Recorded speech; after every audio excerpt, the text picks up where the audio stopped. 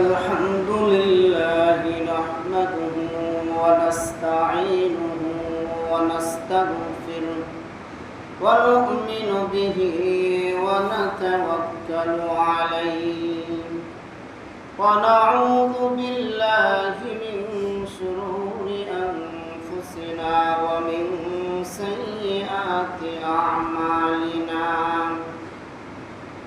من يهده الله فلا مضل له ومن يضلله فلا هادي له ونشهد أن لا إله إلا الله وحده لا شريك له ونشهد أن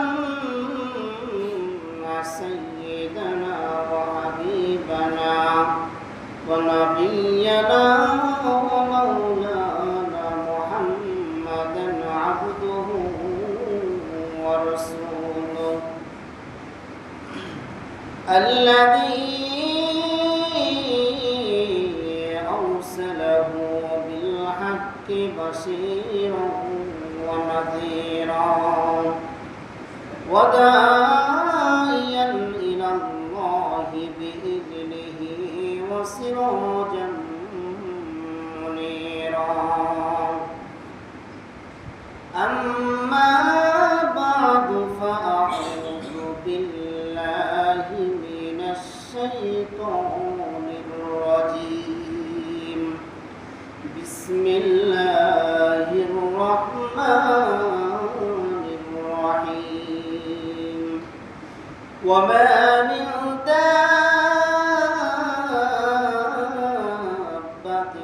في الأرض إلا على الله رزقها ويعلم مستقرها ومستودعها كل في كتاب مبين صدق الله المولانا العظيم اللهم صل على محمد وعلى آل محمد كما صليت على إبراهيم وعلى آل إبراهيم إنك حميد مجيد اللهم بارك على محمد وعلى آل محمد كما باركت على إبراهيم وعلى آل إبراهيم إنك حميد مجيد الحمد لله সমস্ত তারিফ সমস্ত প্রশংসা মহান রব্বুল আলামিনের জন্য যে রব্বুল আলামিন আজকে পবিত্র জুমার দিনে আমাদেরকে দুনিয়ার সর্ব প্রকারের কার্যকলাপ থেকে আল্লাহ তাআলা বিরত রেখে জুমার নামাজ আদায় করার উদ্দেশ্যে আল্লাহ তাআলা তার সর্বশ্রেষ্ঠ জায়গায় আমাদেরকে আসার জন্য তৌফিক দান করেছেন। এই জন্য মহান রব্বুল আলামিনের শুকরিয়া আদায় করি আলহামদুলিল্লাহ। লাখ কোটি দরুদ সালাম ওই রাসূলের প্রতি। আল্লাহ রাব্বুল আলামিন যে রাসূলকে সমস্ত নবীগণের সরদার করে দুনিয়াতে পাঠিয়েছিলেন, যে নবীর উপরে আল্লাহ রাব্বুল আলামিন আসমানি কিতাবের মধ্যে সবচেয়ে বড় কিতাব আল কোরআন নাজিল করেছেন, যে কোরআন আমাকে আপনাকে আমাদের সকলকে অন্ধকারের জগৎ থেকে আলোর দিকে নিয়ে আসে, ওই নবীর প্রতি আমরা দরুদ ও সালাম পাঠ করি সাল্লাল্লাহু আলাইহি ওয়াসাল্লাম। কোরআনে কারিমের অসংখ্য আয়াতের মধ্যে হইতে ছোট্ট একটি আয়াতে কারিমা তেলাওয়াত করেছি। গত 2 জুমায় আলোচনা করেছি হযরত ইব্রাহিম আলাইহিস সালামের জীবনী সম্পর্কে। তারই ধারাবাহিকতায় আজকেও ইব্রাহিম আলাইহিস সালামের জীবনী নিয়ে আলোচনা হবে ইনশাআল্লাহ। গত জুমায় আমরা আলোচনা শেষ করেছিলাম নমরুদ আল্লাহ তাআলার সঙ্গে যুদ্ধ করার ঘোষণা দিয়েছিলেন এবং আল্লাহ তাআলার পক্ষ হইতে হযরত ইব্রাহিম আলাইহিস সালাম নমরুদের সেনাবাহিনীর মোকাবেলায় তিনি একাই ময়দানে অবস্থান করেন। আল্লাহ রাব্বুল আলামিন নমরুদ বাহিনীকে ধ্বংস করার জন্য কোনো সৈন্য বাহিনীকে আল্লাহ তাআলা পাঠায়নি। আল্লাহ তাআলা তার সৃষ্টিকুলের মধ্যে হইতে একবারে ছোট একটি সৃষ্টি মূসাকে আল্লাহ তাআলা সেখানে পাঠাইলেন সৈন্য হিসেবে। বলেন সুবহানাল্লাহ। নমরুদ কে ছিলেন? নমরুদ দুনিয়াতে মানুষ অনেক রকমের গুনাহ করেছে, অনেক রকমের গুনার সম্মুখীন করেছেন, কিন্তু মানুষ খোদা বলে নিজেকে দাবি করার মতো কমই ছিল।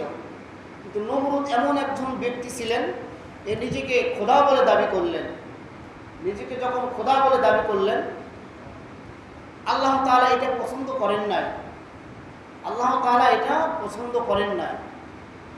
এই জন্য আল্লাহ তাআলা তার ধ্বংস অনিবার্য করে রেখেছেন যে নমরুদ অবশ্যই ধ্বংস হবে, এবং নমরুদকে আমি এমনভাবে ধ্বংস করব যেটা কিয়ামত পর্যন্ত মানুষের মধ্যে একটা আতঙ্ক হয়ে থাকবে যে অতীতে যারা, ভবিষ্যতে যারা এই রকম আল্লাহ তাআলার বিরুদ্ধে অবস্থান নেবে এবং নিজেকে খোদা বলে দাবি করার সাহস দেখাইবে, আল্লাহ তাআলা তাদের জন্য একটা শিক্ষণীয় বিষয় উপস্থাপন করে রেখে দিলেন যে নমরুদ যেমন নিজেকে খোদা বলে দাবি করেছেন, আমি আল্লাহ এমন ক্ষমতাশীল, আমি আল্লাহ এমন ক্ষমতাশীল যে নমরুদকে আমি ধ্বংস করার জন্য আমি কোনো অস্ত্র ব্যবহার করি নাই, আমি কোনো সৈন্য ব্যবহার করি নাই, একটা ন্যাংলা মশাকে আমি নমরুদকে ধ্বংস করার জন্য আমি আল্লাহ ব্যবহার করেছি। বলেন সুবহানাল্লাহ।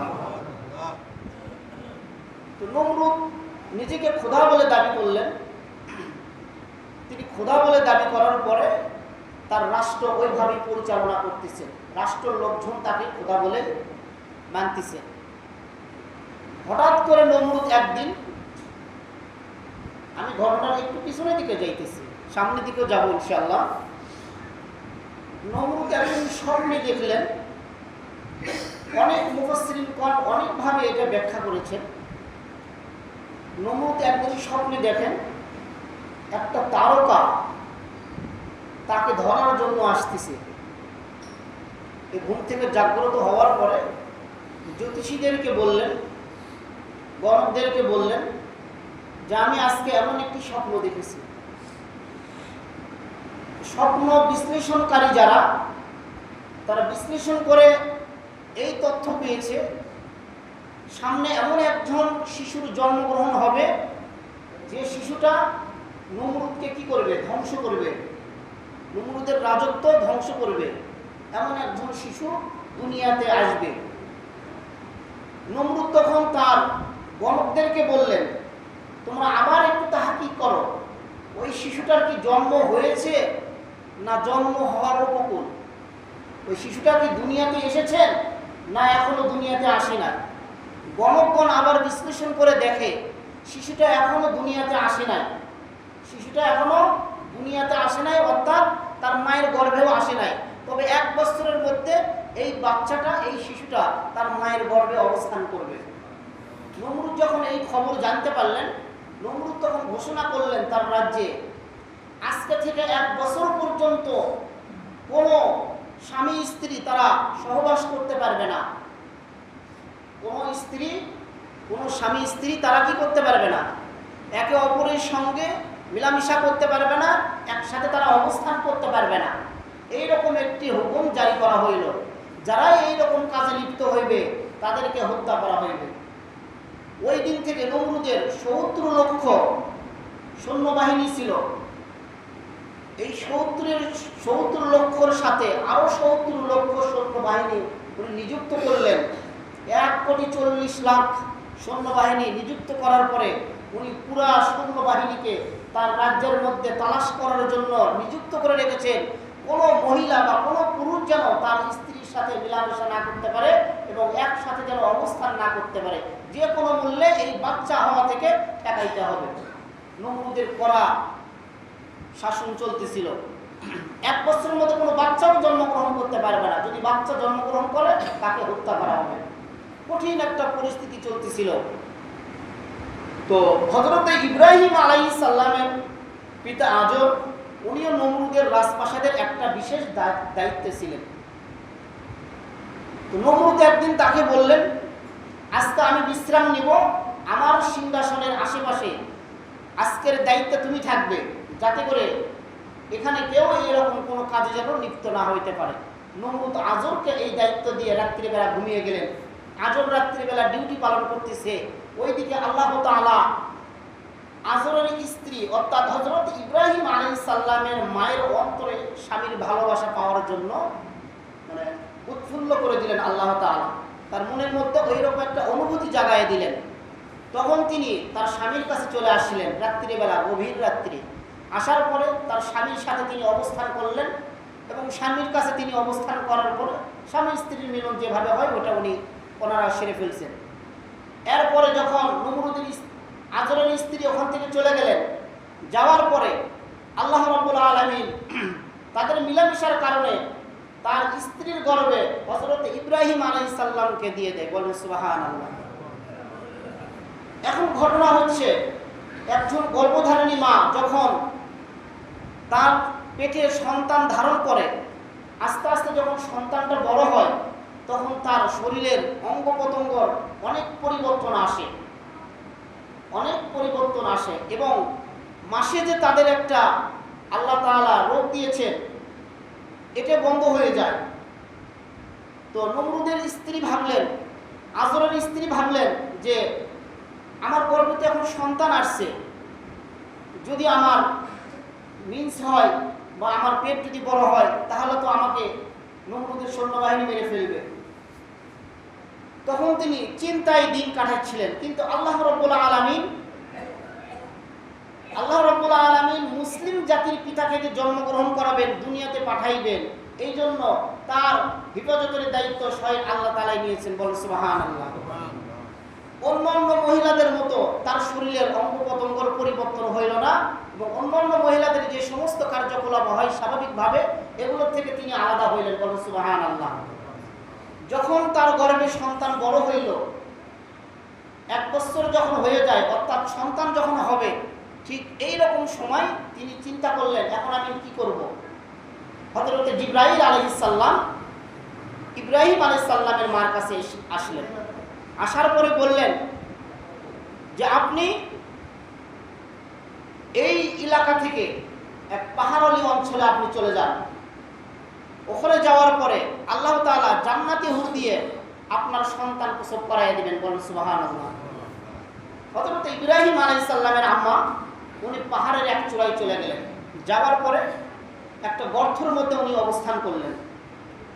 গর্তের মধ্যে অবস্থান করার পর উনি বাচ্চা প্রসব করলেন।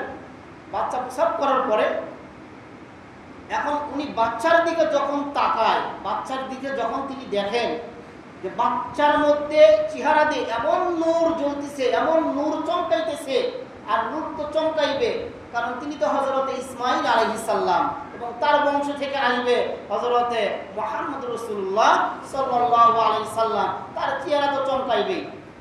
আর যে জামানায় যে নবী আসছেন ওই নবী, আল্লাহ তাআলা বলেন ওই নবী ওই জামানার সমস্ত ব্যক্তির চাইতে সুন্দর হয়ে দুনিয়াতে আসেন। বলেন সুবহানাল্লাহ। তো তার আম্মা যখন তার চেহারার দিকে তাকাইলেন, তাকায় দেখে যে হায় আমার সন্তান এত সুন্দর, কিন্তু আমি এই সন্তানকে কিভাবে আমি নিয়ে যাইব? যদি আমি নিয়ে যাই আমাকেও মেরে ফেলবে, আমার সন্তানকেও মেরে ফেলবে, আমার স্বামীকেও মেরে ফেলবে, এখন আমি কি করব? হযরতে জিবরাইল আলাইহিস সালাম বললেন যে আপনি চলে যান, আপনার সন্তানের দায়িত্ব স্বয়ং আল্লাহ তাআলা নিয়েছেন। হযরতে ইব্রাহিম আলাইহিস সালামের আম্মা যান ওখান থেকে চলে আসলেন। মহিলাদের বাচ্চা হওয়ার পরে 40 দিন পর্যন্ত তাদের একটা রক্ত বইতে থাকে, এটাকে আরবিতে বলা হয় নিফাস। কিন্তু আল্লাহ তাআলার কুদরতিতে তার এটাও হয়নি। কেবল সুবহানাল্লাহ, তিনি এখান থেকেও কি ছিলেন? পবিত্র ছিলেন।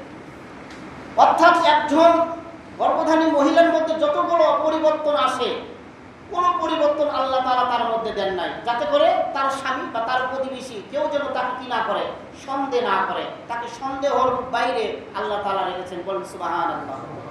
হযরত ইব্রাহিম আলাইহিস সালামের আম্মা যান শিশু ইব্রাহিমকে, দুধের বাচ্চাকে অনেক আদর করে যত্ন করে একবার দুধ খাওয়া উনি আদরের সন্তানকে একটি পাহাড়ের চূড়ায় রেখে একটা বড় একটি পাথর দিয়ে মানে ওই গর্তের মুখটা বন্ধ করে উনি বাড়িতে চলে আসলেন। উনি বাড়িতে চলে আসলেন। বাড়িতে চলে আসার পর উনি চিন্তা করতেছেন আর দুই চোখের পানি ঝরাইতেছেন। ওইদিকে আল্লাহ রাব্বুল আলামিন হযরত জিবরাইল আলাইহিস সালামকে বললেন, হে জিবরাইল, তুমি আজরের স্ত্রীকে ইব্রাহিমের মাকে তুমি গুহা থেকে বাড়িতে চলে যাইতে বলো এবং সে যেন কোনো প্রকারের চিন্তা না করে। হযরত ইসমাঈল আলাইহিস সালাম হযরত ইব্রাহিম আলাইহিস সালাম ওই গুহার মধ্যে ক্ষুধার জ্বালে ছটফট করতেছে, কান্না করতেছে। আল্লাহ রাব্বুল আলামিনের দরবারে যে সমস্ত ফেরেশতা ছিল ওই সমস্ত ফেরেশতারা আল্লাহর দরবারে দরখাস্ত করতে লাগলো, আল্লাহ, যে সন্তান দুনিয়াতে আসলো ওই সন্তানকে আপনি দুনিয়াতে আসার ব্যবস্থা করে দিলেন, কিন্তু ওই সন্তান তো আজকে মার দুধ খাওয়ার জন্য অন্ধকার গুহার মধ্যে ছটফট করতেছে। আল্লাহ রাব্বুল আলামিন বললেন, হে আমার ফেরেশতারা, যে ইব্রাহিমকে আমি আল্লাহ জন্ম দিয়েছি ওই ইব্রাহিমকে খাওয়ানোর দায়িত্ব আমি আল্লাহ নিয়েছি। বলেন সুবহানাল্লাহ। এই জন্য আমার আল্লাহ কোরআনে কারিমের মধ্যে ইরশাদ করেন, ওয়ামা মিন দাব্বাতিন ফিল আরদি ইল্লা আলাল্লাহি রিজকুহা ওয়া ইয়ালামু মুস্তাকাররাহা ওয়া মুস্তাওদাআহা কুল্লুন ফি কিতাবিন মুবিন। আল্লাহু আকবার। আল্লাহ রাব্বুল আলামিন ওই দিন ফেরেশতাদেরকে জবাব দিলেন, হে আমার ফেরেশতারা, তোমরা শুনিয়া রাখো, আমি যে দুনিয়া সৃষ্টি করেছি এই দুনিয়াতে যত প্রাণী চলনেওয়ালা যত প্রাণী আছে, যত প্রাণীর খাবার প্রয়োজন আছে, সমস্ত প্রাণীর খাবার দায়িত্ব আমি আল্লাহ জিম্মাদারি নিয়েছি। বলেন সুবহানাল্লাহ।